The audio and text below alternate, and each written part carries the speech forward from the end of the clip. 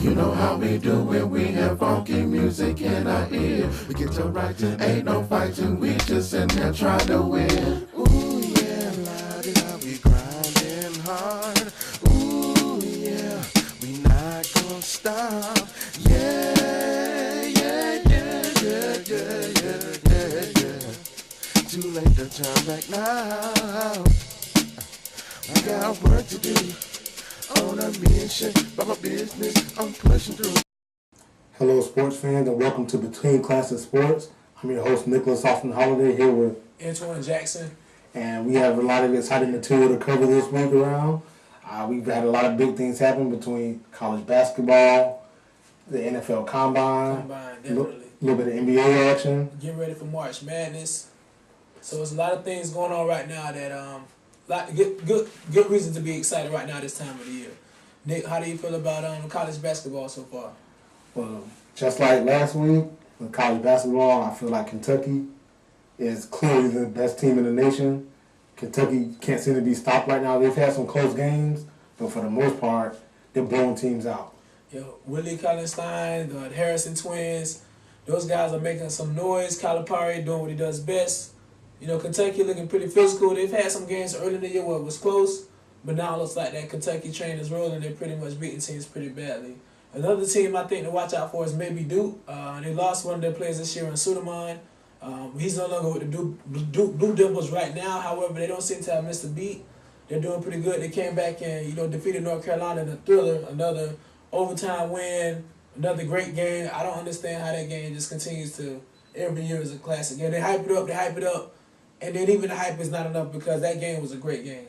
Yeah, I mean, if you look at it, Duke, on paper, Duke should have opened that game up and blew out North Carolina. North Carolina is not the traditional powerhouse. When you have rivals playing each other, you never know what to expect. Yeah, you never know. Basically, with the way the college basketball is set up, the players only really do 1 year, maybe 2 years. They stay a year or two, they go to the NBA. So some of these players you really don't know, so it takes some time for them to gel. By this time of year, once they gel, a team like North Carolina can be dangerous because we do know this. If a kid signs a scholarship to play basketball at North Carolina, we know he has to be pretty good. Oh, most definitely. And you have to start from the top and you look at coaching. Roy Williams, one of the best coaches of all time, is going to be a Hall of Fame coach. And then even at Duke, you have Coach K, Coach Calipari. Well, wrong team. Coach K. Yeah, But you have these coaches, and these coaches, they know how to bring these players in. They know how to coach them up. Because this whole one and done thing, that wasn't big back in the day. And they were still winning games. So they were building programs. So these guys know what they're doing, and although they're not doing necessarily the one and done thing like the Coach K's are doing, the Coach Calipari's are doing, they're still building up programs. And they take these players that maybe aren't one and done, but they come in, they do 2-3 years there, and they're winning championships on a higher level than these schools that are doing one and done because they're able to build a team that can gel over time. Right. Because some of them they can gel over time. You have a team that may come through like maybe Butler or Creighton or one of the mid-majors who've had some guys be together for quite some time. However, with college basketball, with talent is talent. And basketball is, you can't deny that. Sometimes you just have to let the dogs roam. So, some of the teams that, that choose not to get one-and-done players, they may not be as relevant consistently year in and year out. But some of the teams like the Kentucky's, you see Coach Calipari, Coach K had to buy into it a little bit. He's had Jabari Parker leave. He's had Kyrie Irving leave on him. He's had a couple guys leave. So, when that guy comes and say, Coach, I'm only doing a year because I want to go to the NBA, I can't see why people will get upset or want a kid to not go ahead and take advantage. It used to be straight out of high school. Now it's 1 year. Okay, enough is enough. Let the kids enjoy their year. If they want to stay, they can stay. But if it's time for them to go to the NBA, if they want to give them a shot, you gotta let them go. Yeah, most definitely. And I always look at it when you see a team that's maybe not a traditional power, and you see them competing and beating teams. If you look at their roster, 99% of the time they have mostly upperclassmen on their team. That goes from college basketball to college football to other sports. If you look at some of the teams, even if you look at some of the teams in college football. If you look at how a team like, let's say Louisville, for instance, how they were able to come on. I mean, Louisville's had good teams, but they're not a traditional power in football, not necessarily. But they had one of the top-ranked defenses in the nation because they had more than half of their starters on defense were upperclassmen. And actually, I don't think they had anybody lower than a junior. They might have had one sophomore on their entire defense. So when you build up a team like that, you know, you're going to compete. These guys have been in the strength and conditioning program for 4, maybe 5 years. And that goes on the basketball level too. These guys have been playing together for 3, 4, 5 years. So they're going to be good, and they're going to have their breakthrough season. Now, a lot of times that next season, they'll drop off a little bit because they lose that, and these top schools are still recruiting top talent year after year after year. But it's even, look at the Alabama football team. Alabama has a number 1 recruiting class every year for the last 5 years consistently. And look how they haven't won the championship the last couple of years. I mean, they haven't won it because you know what? I mean, not only are these other teams recruiting well, but when you have these senior laden classes, they're gonna give you all you can handle. Right. You got to remember, even when you have top recruits coming in, they're still 18-year-old freshmen. They may be strong, but it's a difference between them being strong and being in a college program 4 to 5 years and being that strong. Oh yeah, definitely. So, I mean, I think that's what the Hurricane fans are hoping that's going to happen eventually. You know, the Gators eventually, you know, shifting the football a little bit. You know, definitely. So, however, with these things going on with these players with NBA, NFL, you know, it's probably better for some of the kids to stay a little longer, depending on the position. The NBA, college, you know, maybe 1 or 2 years if you can go ahead and go. And there's nothing wrong with playing basketball across seas either. I mean, getting $100,000 a year, 130. You know, I heard there's like 80, 90 different type of basketball leagues across seas. A lot of NBA, they don't really mention it in America. They don't really mention about the cross seas aspect. However, a player can go cross seas, play for 6 months, get paid tax free, and then come back home the other 6 months. And, I mean, getting paid to play basketball, there's nothing wrong with playing in places like Italy, Brazil, you know, Mexico. I mean, Canada, Russia. And I've heard these players are taken care of pretty nicely also. So I wouldn't mind playing basketball in Italy if, you know, eating pizza and spaghetti and, you know, things to that nature. If it was me, there's nothing wrong with that, definitely. I mean, there has to be worse things in the world than playing professional basketball in Brazil. Like, oh, I don't want to play basketball in Brazil. I don't want to see all the beautiful women. Like, I'd rather stay here in the U.S. So sign me up to play in Brazil. Yeah, if you can do it, go ahead and do it. Everybody can't make it to the NBA. You know, not everybody wants to make it to the D-League. But if you can get a profession where you can adjust, and it's okay for you to play basketball across seas or football across seas, if you can manage your money right and not spend it on things that's out of your means, unnecessary spending, if you can do it, why not? I mean, it's conditioning, it's healthiness. You know, if you don't make it to the NBA, that's okay. You can still go across seas and get paid, you know, nice amounts of money. So basically, don't lose your focus of your dreams. Don't let anybody tell you that just because you're not going to the NBA, you still can't make a lot of money across seas and then come back to the NBA another day as well. And one of the things, I don't know if you've heard, but they're actually college basketball. The NCAA is thinking about implementing a college basketball rule where you have to be in college for 2 years before you can go pro. Now, I don't agree with that, but I mean, apparently I think what it is that college basketball, first of all, college sports is $1 billion industry. Yeah. You know, across the 2 major sports, college basketball, college football, and I mean, baseball is third in that list. Then you have the other Olympic sports. But the longer you can keep these top kids in college, the more money you can, you know, generate for your school. Yeah. And, you know, and it's all about revenue. So if you have, let's say, like a Derrick Rose, for instance, let's say if Derrick Rose would have had to do 2 years when he was at Memphis, they would have brought in that much more money the following year with Derrick Rose staying. So I can see why they're trying to bring this. I can see why they're trying to bring this rule in, but I think it's unfair to the kid. Yeah, I think it's a little unfair to the kid to a certain extent, you know, because he knows they're pretty much extorting him for the most part. But if that's the situation, I would prefer them to at least up their stipend if they're gonna, you know, make the kids stay 2 years, because I mean, there's no reason why the NBA. I mean, maybe they're worried about the mental aspects because maybe some of the way that some of these players are acting, they don't get enough mental development, you know, as far as, you know, necessary living, things of that nature. When that light goes off at a certain age, sometimes the light never goes off, you know. We don't know. Maybe that's how they feel about it. Maybe they want to get their people skills up a little bit more, because not all the players that make that jump make it. However, some of them can still go cross season, but then again, some of them don't end up going, you know, who knows, they pretty much might not go anywhere. So if they've got to that level, you know, if they wanted to do 2 years, that's okay. Oh, that's okay too. I mean, 2 years in college is not like you're doing 2 years in a penitentiary. Let's not kid ourselves. At college, Division I, still scholarships, still getting fed, you know, still selling out the games.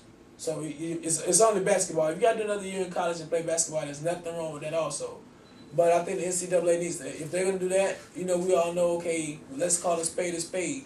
You're not doing it because you're worried about the kids. You're doing it so you can get more money. So if this is the case, start making sure these young men and young women or whoever, they're getting a nice, you know, they change from what they're bringing in. Because we know people not coming to the schools for the business wars. I mean, I understand it's important, we need it, but Saturdays and Sundays and Big Mondays, Super Tuesdays, Fat Wednesdays, I mean, there are basketball and football games going on from Sunday to Sunday. I mean, let's just be real.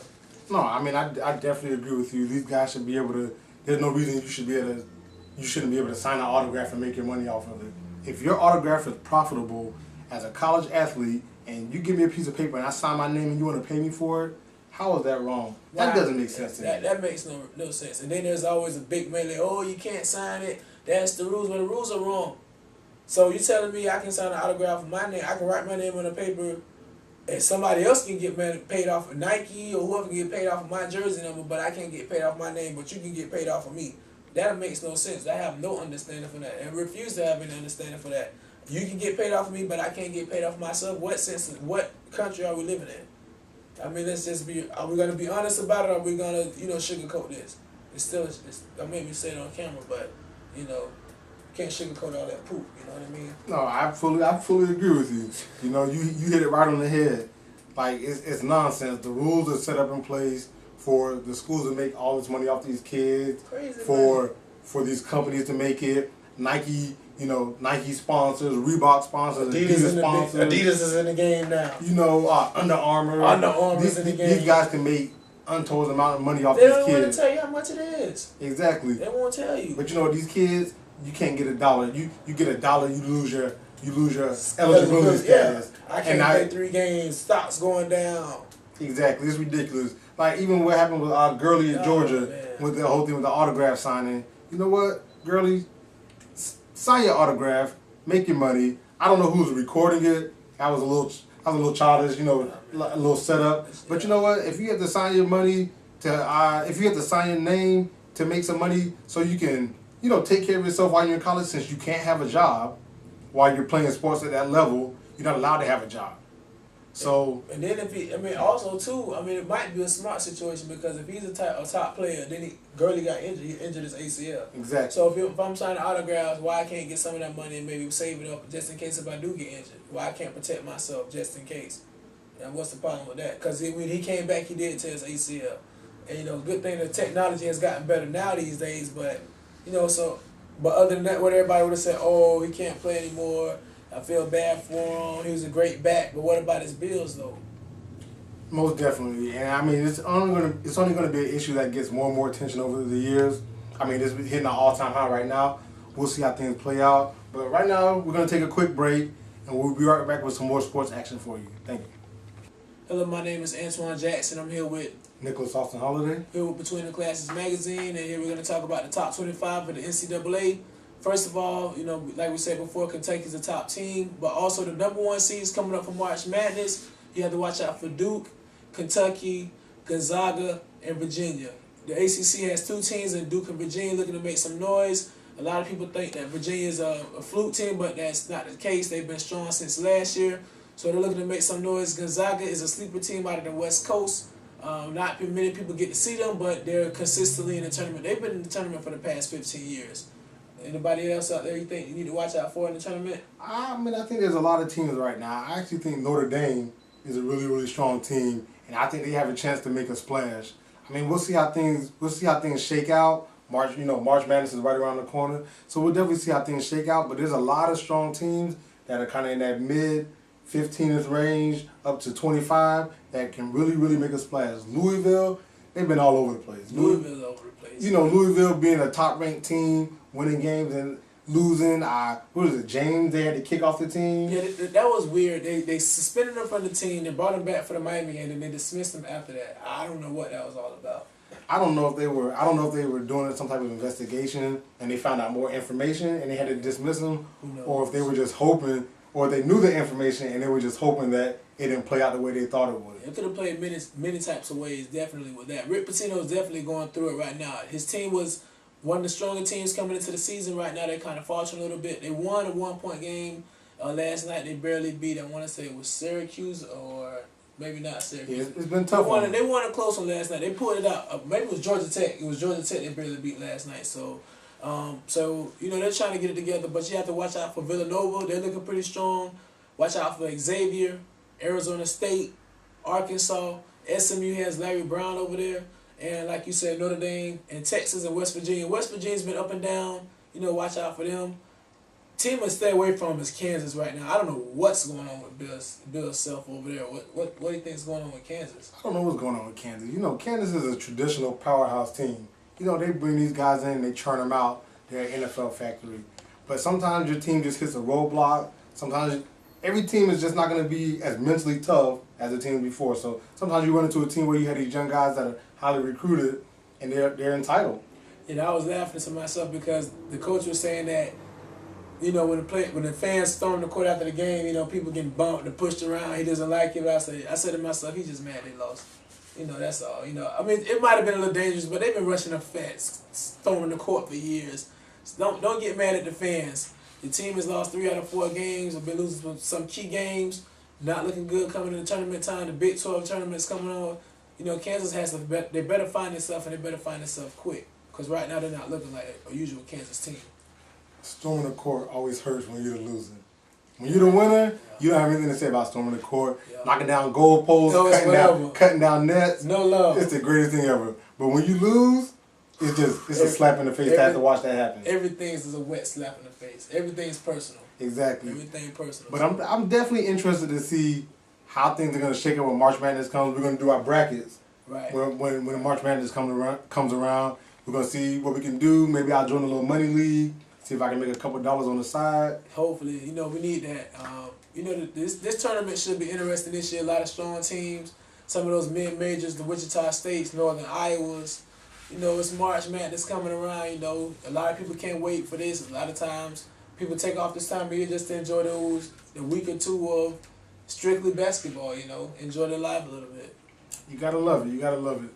But we're gonna take a quick break, and we'll come back with some more college action for you. We're actually going to go into some of the NFL Combine and what's going on there. So we're going to take a break and we'll be right back. Thank you. Welcome back, sports fans. This is Between Classes Sports. I'm Nicholas Austin Holiday here with Antoine Jackson. And we're going to touch on the NFL Combine a little bit and just some of the things that we saw and some of our opinions on some of the players, things like that. So, first of all, let's just jump into the meat and potatoes of the Combine, which is Jameis Winston from Florida State versus Marcus Mariota of Oregon. What do you think about those players? Well, typically Oregon quarterbacks don't last long in the NFL. I won't put this on Mariota, but we'll see. But they've had some good quarterbacks come through, but they don't succeed too well on the next level.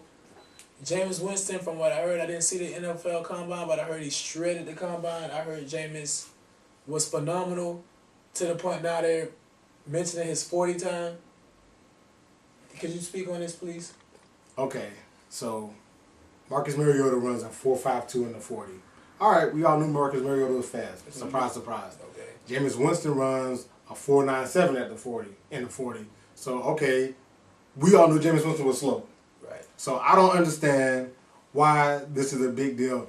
Since when does a quarterback 40 time matter in the NFL? And he is a pocket passer. But I tell you this though, when Jameis runs, he doesn't look like a 4.9 40. I tell you that much because I've seen Jameis. We can put on the Oklahoma State tape. That didn't look like a 4.9 40. Whatever he ran, maybe he got a slow start. I don't know what they want to say about it, but I've seen Jameis when the pocket breaks down. I've seen Jameis take off, and it's like, okay, can somebody hurry up and tackle Jameis? Jameis, maybe he has football speed. I don't know. But like I said, typically Oregon quarterbacks don't last long in the NFL. So I don't know if that's a. I won't say he's not a great pick, but maybe he needs to go to Philadelphia. You know what I don't like about it? Okay, I didn't hear anybody making it. I haven't heard a single person make a big deal about Peyton Manning 40 time, yeah. Tom Brady's 40 time, Drew Brees' 40 time. Is Matt Ryan running 40? Matt Ryan looks like he's running backwards when he runs out there in the field. I love the Falcons. I'm a huge fan. But Matt Ryan looks like he's running backwards. But you know what? I feel as though they try to typecast these players. So Jameis Winston is a black quarterback, but he's a prototypical pocket passer, 6'4", 230 pounds, a cannon for an arm, all the smarts in the world, can break down everything. Cannon. But you know what? Since he doesn't run a fast 40 time, all of a sudden, that's the comparison between him and Mariota. The 40s don't really matter when you're a quarterback. I mean, if he was a Michael Vick or Robert Griffin III type, okay, that's cool, but he's not that. And then also it's proven those type of quarterbacks, they need to learn how to get out of bounds anyway, because right now, RG3 just now got his job back, but who's to say how long he'll have that for? And Michael Vick, he went through what he went through, but I mean, I'm looking forward to see a prototypical passer who can, since Donovan McNabb. Even Donovan used to run a little bit, but in the end, he started passing, but Jameis has a cannon. Exactly. And look, and talk to anybody you want to talk to football about, talk to them and say, Mariota versus Winston, who do you think will get drafted first, and see what their argument is. Every single person's argument is Jameis Winston is slower than Mariota. But you know what I haven't heard? I haven't heard a single analyst, a single fan, or anybody say, why haven't they shown anything about Mariota on the whiteboard at the combine? They haven't shown anything about Mariota sitting there with with a coach and breaking down plays. You know why? Because at Oregon, he doesn't call plays. All the plays get called in from the sideline. All he has to do is line up, look to the sideline, and then see what the plays and snap the ball. You know what? Winston goes out into the field. He checks down. He calls audibles. He gets the team in the right protections. There's a huge difference between a spread quarterback and a pro style quarterback. The gap between Winston and Mariota right now is the same gap that was there between Andrew Luck and Robert Griffin III. Nobody wants to admit it, and I actually think that Robert Griffin III was more polished than Mariota coming out of college. It looks like it. So I think Winston is head and shoulders above Mariota at this point right now. So the whole argument about who's better, if you bring up anything about the 40 time, you do not understand football, because the 40 time for a quarterback has nothing to do with success on the field as a quarterback. It's all what's in your head and can you make the throws. I think the feelings get involved with Jameis. They're trying to probably hold some things against him. Now they're looking for new things, because I think the worst is behind the kid. And, he has a bright future ahead of him. And, if he can go ahead and be successful in the NFL, he gets with the right team. Now, if the Bucks happen to draft Jameis and they become successful, the legend of Winston will be just amazing, because everybody knows the Bucks have been doing nothing. They're in the same division with the Atlanta Falcons. The Falcons, though, they've been known to beat up on the Bucks. The Falcons put 50 on the Bucks this past season, and the Falcons had a tough season themselves. But if James can get the Buccaneers competitive, back to winning again,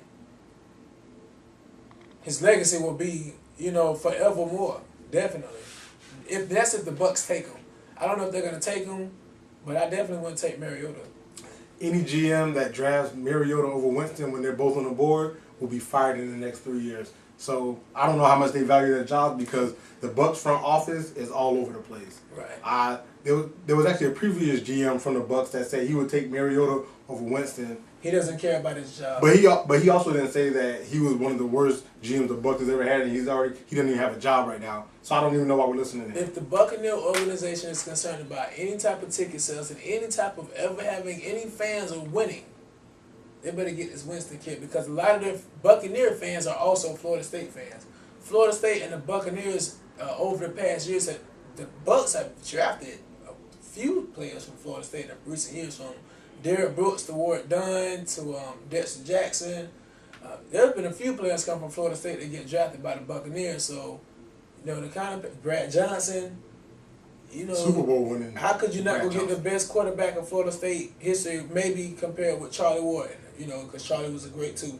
So between those two, James and Charlie, the Bucks, you have the first overall pick. You have to go with the writing on the wall. I mean, it's written. It's already written. The kid has been in your backyard. He's won a national championship. He's destroyed the state of Florida. You have the #1 pick. You got Glennon. It didn't work out. You got Cape, which they cut Cape now also. So maybe Jameis will be taken. But to get Mariota, if they get Mariota, a lot of Buccaneer fans would just, I don't know, jump ship. And on some boards, Winston is actually ranked as the second best quarterback in the last decade, only behind Andrew Luck. But you know what? If somebody's only argument is off the field things, they don't really want to talk football. And you can't talk about stats and facts with everybody. Some people you just have to go to the level and just talk about, okay, crab legs. All right, so stealing crab legs makes you a horrible person and you suck at football. So if that's the argument you want to have, is that's the argument some people want to have, that's what you got to do. Yeah. You know, some people, everybody, you can't talk to them like an adult when it comes to certain things. They're mad probably because Jameis beat their team, so they throw out this other stuff out there. They see he left. It's not like back in the day where a player would stay 3 or 4 years and, you know, you might have a chance to beat them. These days, these kids might do 2 redshirt sophomore year. Okay, Jameis, get out of here. He never lost. You know, he only did 2 years. He only played Miami twice and a couple other teams twice. That's just how the chips fell with the kid. He had to go. You know, him staying another year in college would have been detrimental to him. So he had to go. Now he's going to be number 1 overall pick. You know, he wanted to play baseball at one time. I don't think he'll play baseball anymore. I haven't really heard that anymore. So I think James is just enjoying life and, you know, taking it one day at a time, which he should be. Also, a couple of other guys within the draft, you know, I've heard about Philip Dorsett. I heard he's been doing great, running 4.340 at the combine. You know, I heard that's pretty good. Eric Flowers may be a first-round pick. Any other guys we got to watch out for? I was actually really surprised by Kevin White, the wide receiver from West Virginia. Oh, Now, I knew the kid was a great receiver. Yeah. I mean, he just destroyed teams this year. But that man, with all that size, got out there and ran a 4.35 in the 40, blazing speed. I did not see that coming. Kevin White was tough, man. I mean, you got to think this year with West Virginia, they were okay, but they had Trickett, which Trickett was an okay quarterback at times. However, I remember when they played Alabama earlier this year. You know, they gave Alabama a very tough game. I think Kevin White was probably part of the reason why. But nobody really knew who he was at the time. We just knew there was a bunch of fast guys for West Virginia. They gave Alabama a very, very close game. So I'm not too surprised. You know, he's been showing that explosive ability all year. You know, I know he'll go up high in the draft. Probably be the second receiver taken after Amari Cooper. Well, that's funny because Amari Cooper was kind of going into it known as the number 1 receiver, but Amari Cooper, he did really well at the combine too. But some people have Kevin White going ahead of him because Kevin White just did so good. And size-wise, I mean, Amari Cooper, a smooth route runner, he catches everything. Love Amari Cooper. He's a great player, and I think he'll be a top 10. Yeah. I would go with Amari over Kevin White just because of his massive amount of production in his last year at Alabama. He looked early too. But you know what? It's right in there. Yeah. Kevin White is not far behind him. Yeah, they're neck and neck. I mean, with Amari, you can tell. To me, it just seems like Amari has a lot more upside. I don't think he's hit how good he'll be. I think he's gonna be a Pro Bowler on the next level. I think he's gonna be a wide receiver in the NFL for probably about everything about him says 10, 15 years NFL receiver. You know, I don't know if Kevin White's gonna be in the league that long. I know he's explosive, and he's explosive now. But Amari seems like he's a little bit more mentally focused, maybe. You know, he went to Alabama, did his 3 years, got the Thorpe Award, was a humble kid, you know, Northwestern pedigree. I seen him play in the Under Armour game a few years back. He ran a punt return back. I didn't really know who the kid was at the time, but the punt return was something special. I was like, wow, that's a nice punt return. He ran it back, and, you know, 3 years later, kid's going to be a first-round pick along with Dante Fowler from St. Pete. And, you know, even Nelson Aguilar from Tampa. I don't know if he'll be a first-round pick, but he's definitely going to be NFL bound. A receiver from USC, Nelson Aguilar. He had a great season. You know, even they were in the West Coast. USC was getting over those sanctions. He definitely held it down this year. Definitely. Most definitely. While you're on USC, let's talk about the beast Leonard Williams. The 3 technique, the 5 technique. This guy can play all over the line. This guy is a surefire top 10 pick. Probably a top 5 pick. This guy is a beast at defensive line. Remember, he came out of Florida and went all the way across the country to USC when you had Florida State after him, the Gators, and every other school in between. This guy was a top guy coming out of high school, but who would have thought that he would be this good? This guy dominates. I love the way he is at the point of attack, how he takes on blockers, how he sheds, how he comes just head up straight through tackles. And this kid is going to be, I think he's going to be phenomenal at the next level. So Leonard Williams is from Florida? Yes. I didn't know that. Floridian talent going to California, USC. All he does is end up maybe the #1 overall pick. Yeah, he has a chance to be. If the Bucks don't go with a quarterback, I think Leonard Williams is the best available player on the board. I mean, I can understand the Bucks maybe want to go defense, but sometimes you got to try something new to get to the next level. They've been going defense for a couple of years, hasn't really worked out with Mark Barron. Jerry McCoy's pretty nice pick, definitely. But you got your D tackle. I think you want to go get your quarterback, get your face for the franchise, and just try to make something happen. Any other guys from Florida State you think might go out pretty early? No, I think that cornerback P.J. Williams, I think he's going to be a first-round pick. He's 6 feet tall, ran about a 4.57 40. Who ran a 4.3 40 from Florida State? That would be Ronald Darby, the cornerback, ran a 4.32 unofficial. I think his official had been a 4.38. Oh, wow, he's moving. But this guy has world-class track speed. He's actually from D.C. Oh, that's the guy from D.C. Oh, yeah. He has world-class track speed. So I'm not sure where he's going to go. I don't think he's a first-rounder. He was a little inconsistent during his career at Florida State, but he was a top cornerback coming out of high school, though, right? Yeah, he was either 1 or 2, depending on the board. Right. But I mean, he's had a good career. He's had a lot of injuries, yeah. So that can kind of set you back. But P.J. Williams will definitely be. I think P.J. Williams will be a first-rounder. They also have a defensive tackle by the name of Eddie Goldman. Everybody remembers Eddie Goldman, who caused the fumble at the end of the Clemson game. That's the one that put him on the map, I think. That was big Eddie Goldman. Eddie Goldman weighed in at 6'4", 336 pounds. So this kid is a monster, and he's gonna be a first rounder. I don't know if he's gonna be. He didn't actually do too much at the combine. He's gonna do it at his pro day. He probably just had to show up. He's 6'4", 330. Yeah. What else I need to do? Just weigh him in. Yeah, weigh him in. Okay, send him out. He'll be good. But you know what? This draft class is gonna be so deep in edge rushers. Like you say, Dante Fowler, he's coming out of Florida with all this power. Like, he's really intriguing. You got Shane Ray out of Missouri, who can play in the 3-4 outside linebacker rush, coming from a 2-point stance, a 3-point stance, and rushing. You got Randy Gregory out of Nebraska, who actually came in weighing a lot lighter than I thought. He came in weighing at 235 pounds. I mean, some of these guys make a name for themselves. This is the time of year where they do what they have to do. I was surprised that Eric Flowers had, the left tackle from Miami. I heard that, left tackles, that's the bread and butter. They can get paid a nice amount of money in the NFL. And coming into the season, I didn't think that Flowers would be a first-round pick. Not saying he couldn't have been, but he exceeded expectations. And, he had a slight injury early in the year, but he was able to battle through that. Had to battle with your guy from Florida State, Mario Edwards Jr., and a couple of battles against a kid from Nebraska who didn't start making plays until they switched to the other side.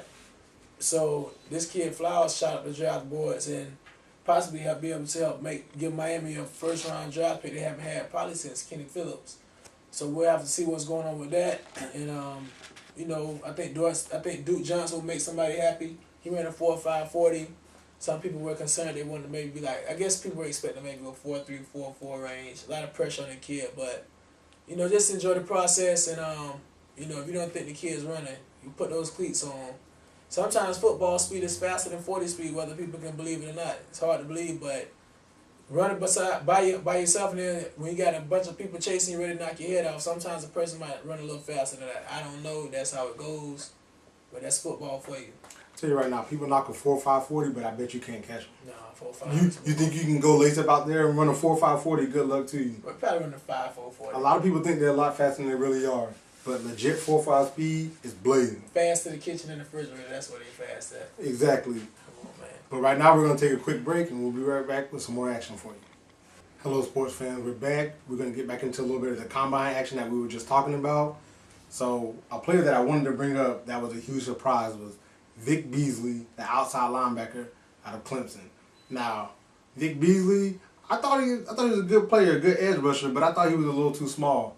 This guy comes into the combine at 6'3", weighing 246 pounds, puts up over 30 reps at 225 on the bench, runs a 4.6 40. This guy is a physical freak. Freak of nature. And I watched him during some of his field drills. His drop back, his footwork, he's smooth out there. This kid, I think he improved his draft stock so much that I think he's gonna be gone in the first 15 to 20 picks. Like top 15. I mean, he was a name that you constantly heard all year, Vic Beasley, so it's not that much of a surprise. But then the way he performed at the combine was that much of a surprise. like his name went. Vic Beasley was already a household name in college football, but after the combine, it's like the NFL better watch out because this guy, if he gets around this edge, the numbers he put up, if Vic Beasley hits you, you gonna know Vic Beasley hits you. Most definitely, most definitely. Yeah, he's a hitter. And then also I want Trey Waynes from Michigan State. You know, he came into the combine as a top cornerback prospect in the nation. This kid, you know what he does? He goes out there and runs a 4.32.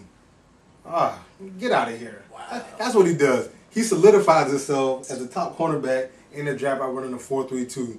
This kid is also a physical freak. He's about 6 feet tall. Well, Michigan State had a lot of good players like that, especially on the edge. They ran a little bit of spread offense this year because that's the way they were able to come back and beat Baylor. They went at it with Oregon. I don't know what the coach is doing over there, but his receivers, his cornerbacks, they just had a cornerback a year ago or two that was a finalist for the Thorpe Award, or either he won the Thorpe Award. But Michigan State's defense has been pretty tough. They've been on to recruit in Georgia a lot, so they get a lot of players from the state of Georgia, taking them over to the Michigan State. And you know, Jim Harbaugh not only has to worry about Ohio State, but he has to worry about Michigan State too. So definitely. Most definitely. And another player that was really intriguing to me was Doyle Green Beckham out of Missouri, the receiver that was kicked off the team. But this kid is 6'5", 6'6". I mean, he's not a burner. I mean, how many people are a burner at that height besides Calvin Johnson? Right. But, you know, he runs in that 4.6 range, so he's plenty fast for his size. And this guy can jump out of the stadium. He can jump out of the stadium. I mean, he's been up and down with his hands a little bit, but do you take a flyer on those physical tools? You can't not take the talent. I mean, we know who the kid is. He has proven track record. I mean, he had a situation or what have you, but that's behind him. He was still able to go to school. They didn't allow him to play at Oklahoma, but that's okay. Let him come to the NFL. Let him earn his keep. I mean, it's obvious that no cornerbacks can obviously cover the guy because he's at the NFL Combine and he's about to be an NFL player as well. Once this guy, if he can stay focused mentally, and I think that he'll do pretty well. You know, he'll make sure his family is taken care of and, you know, become successful. And, you know, even though he didn't finish his college career the way he wanted to, he did come in as a top high school All-American coming out of high school, ESPN top receiver in the country. He was actually the top player in that class when he came out. Wow. And so overall, the things he got caught up with, it was kind of like, wow. So kids got to be careful, you know, because they follow you guys from high school all the way to the NFL. And, you know, as he got deeper into the NFL after the situation, you didn't hear his name as much, but they put his name out there so much you can't help but remember he was a stud in high school, definitely. So. And I mean, let's talk about just linebackers for a second. Denzel Perryman out of Miami, a truck at middle linebacker, a hard hitter, comes down, fills the hole, not the best in coverage. I mean, it's not expected. He's a middle linebacker. That's not his job. But, you know, they say he hurt himself at the combine. They say he ran a little bit slow on the 40. But I still think the kid is a baller. Definitely a baller. I mean, sometimes people get caught up into too much of the numbers. That, you know, if you can play football, you can play. So, you know, by proving that I can play football at Division I level, power conferences, and I take a couple measurements, you say, okay, he's not tall enough, not fast enough, not big enough. But some of the guys that you're drafting are some of the same guys that he's been known to bully around. Denzel reminds me of London Fletcher. You know, whatever teams passes on him, you know, I regret what's going to happen, you know, because he's had some of the hardest hits I've ever seen at University of Miami. And when he hits you, you know Denzel is hitting you. I mean, and he's going to have a little bit more help with the NFL team, whatever team he lands on. So whoever gets Denzel Perryman, they're going to get an emotional leader and they're going to get a physical specimen who guys going to come and bring the pain. I definitely agree with you. I think that this kid is a big-time player, and I think he'll be big-time in the league. Definitely. Well, that's it. That's all we have for you today. My name is Antoine Jackson. I'm Nicholas Austin Holiday. Between the Classes Magazine. Guys, take care.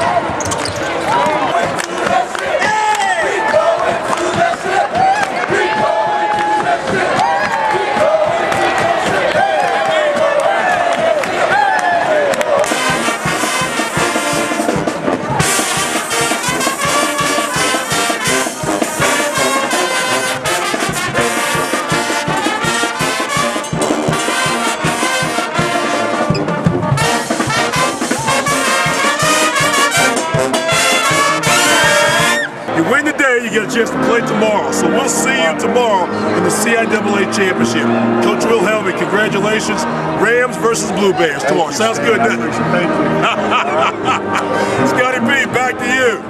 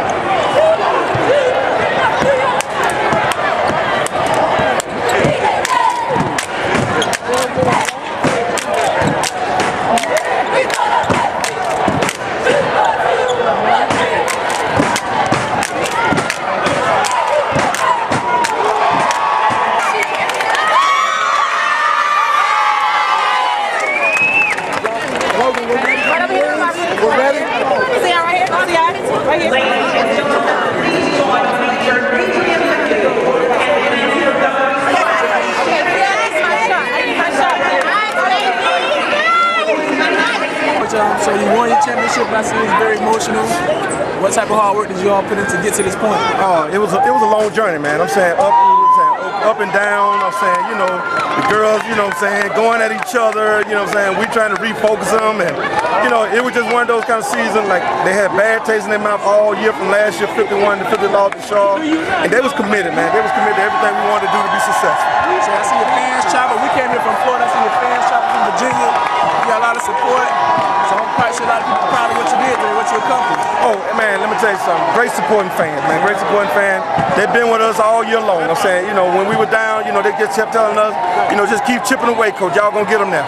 Okay, so these women that you coach, they're like your daughters? Or like man, those are my kids, man. You know what I'm saying? They know it's a family thing with us, you know. Y'all can tell by the way they responded, even when they got late into the game, y'all up by 20, they were still, you know, they still cheering, players, but she threw the ball out of bounds, and the other player, they supported us, so I can tell it's really tight. And your women, they really know what's going on, you know, definitely, so I can tell you've been doing good coaching. Appreciate it. Oh, man, I'm holding this one. This goes in the trophy case right here. That's yours. Thank you. We're from Pennsylvania, Liberty University. So what did y'all learn from this tournament? I mean, I'm so proud of my players. This has been a phenomenal year. Obviously, you don't want to come to the championship game and lose, but we'll be back. I've got a lot of young players, and in 4 years, we've made a tremendous amount of progress. So I'm so proud of the young ladies. How long have you been coaching basketball? This is my 4th season, and my first year when we came in, we were 1-25.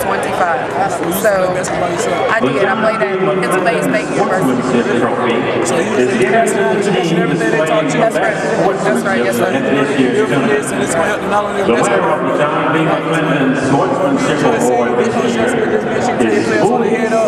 You know, this is just the beginning of much more great things you ladies got to come. I appreciate it. Thank you.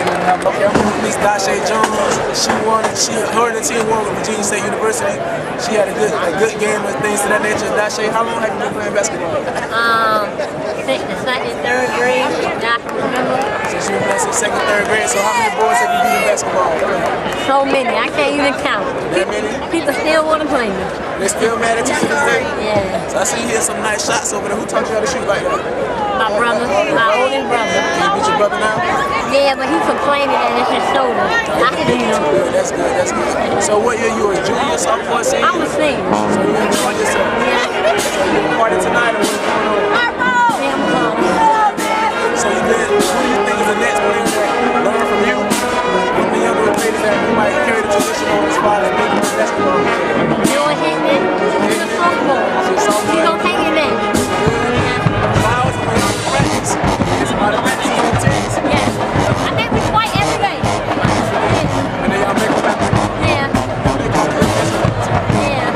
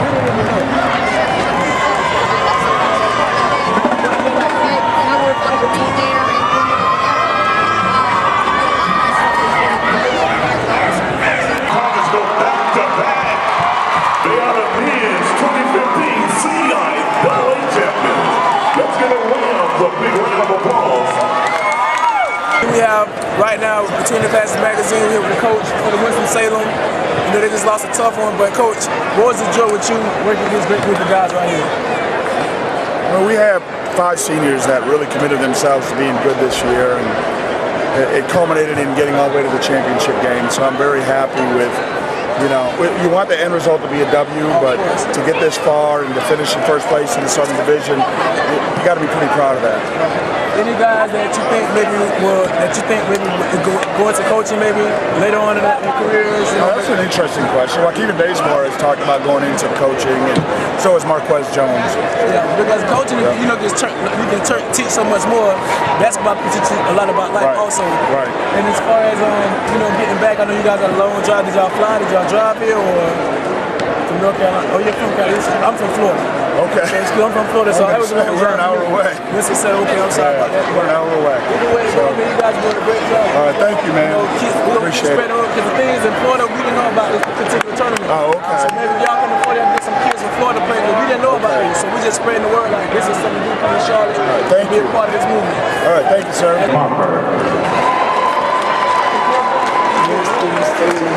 From Livingstone Comics, number 34, Eric Mayo.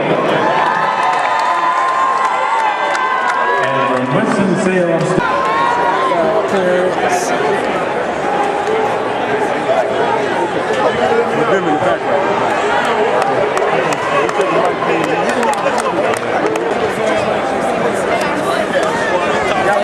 Good job, good job. Say less. Good job. Say no more, Rob. Say no more. It's alright, live your moment. It's alright. It's alright. Enjoy it. It's alright. It's real. It's real.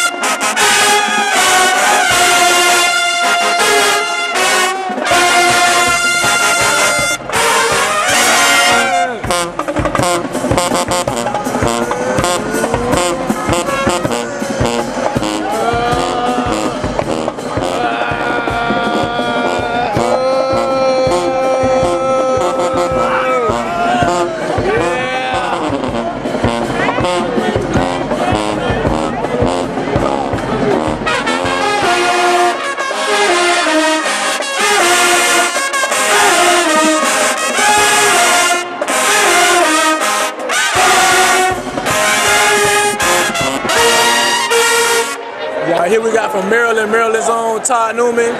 As you can see, MVP of the tournament, CIAA.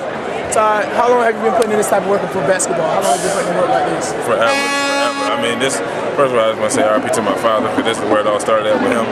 So I'm just hoping he down smiling on me. So this is all for him right here. This is ever since 6 years old. 6 years old. That's all it's been. Basketball. My mom told me it's been a couple years off, and it's been hard. Coach didn't give me a chance, so that's where it came from. Okay, so coming out of Maryland, I know you play a lot of tough basketball games. I'm from Florida. We heard about how hard it is to play basketball in Maryland. What made you come to this particular college?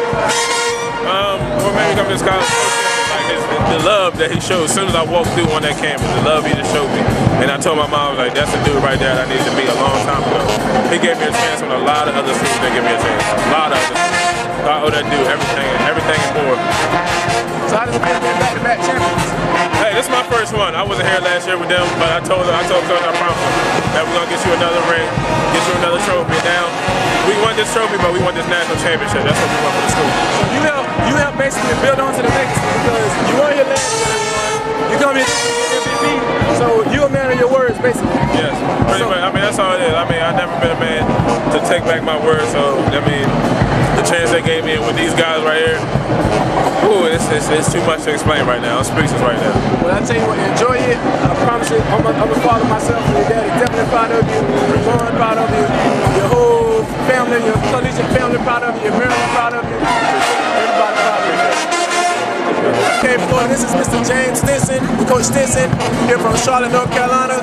He just won a back-to-back championship. Coach and player, the MVP, Mr. Newman, he said you were the reason he chose to come to the city. What drives you to make these young men better every day? Well, what drives me is me being given the opportunity when I left Charlotte, being the Barbara Stokes to play basketball. It's more important to get a ball. Basketball is just for a moment, but the life skills are forever. So I just try to make sure that they understand humility, making sure that they don't get too high, too low, and keep giving favors. I mean, the Lord keeps giving them favors. And so that's my biggest thing when you appreciate what we've been able to do. How long do you think you're going to continue to coach at this? How long do you think you're going to be coaching from now from here on out? I don't know. I've been coaching for a while. It's a possibility. I'll stay around no matter where my God wants me. So that's my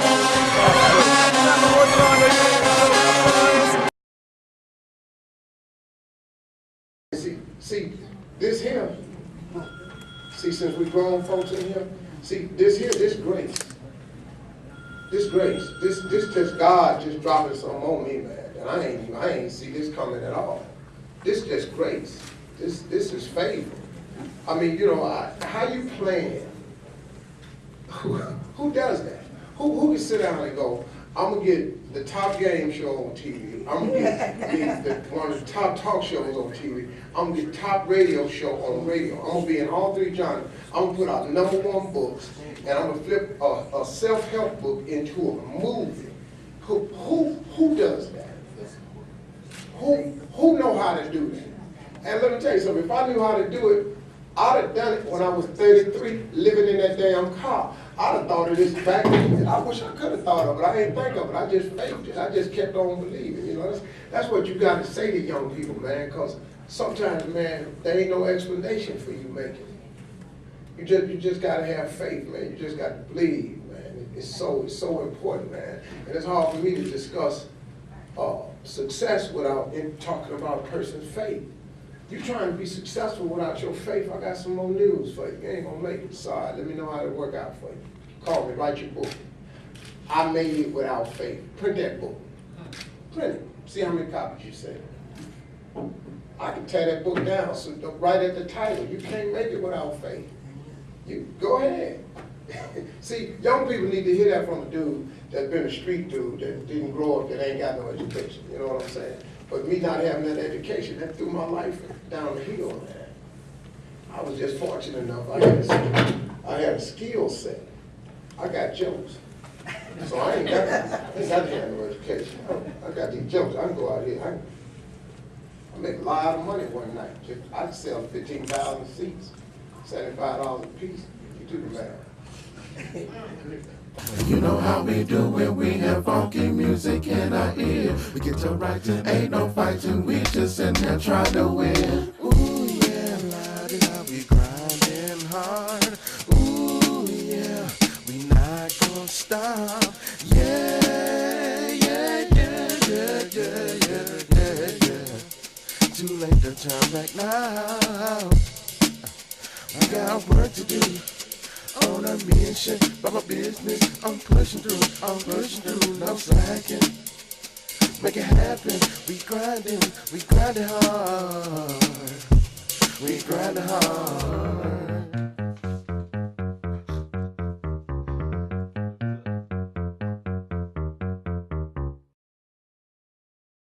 You know how we do it, we have funky music in our ear. We get to writing, ain't no fighting, we just in there trying to win. Ooh yeah, la-di-da, we grinding hard. Ooh yeah, we not gonna stop. Yeah, yeah, yeah, yeah, yeah, yeah, yeah, yeah. Too late to turn back now. We got work to do. On a mission, by my business, I'm pushing through, no slacking. Make it happen, we grinding hard. We grinding hard.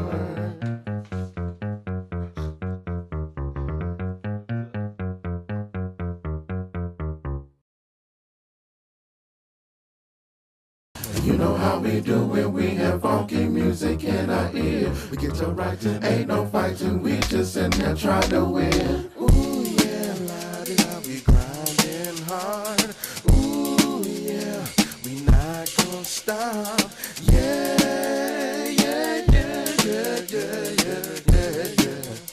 Too late to turn back now. I got work to do. On a mission, by my business, I'm pushing through,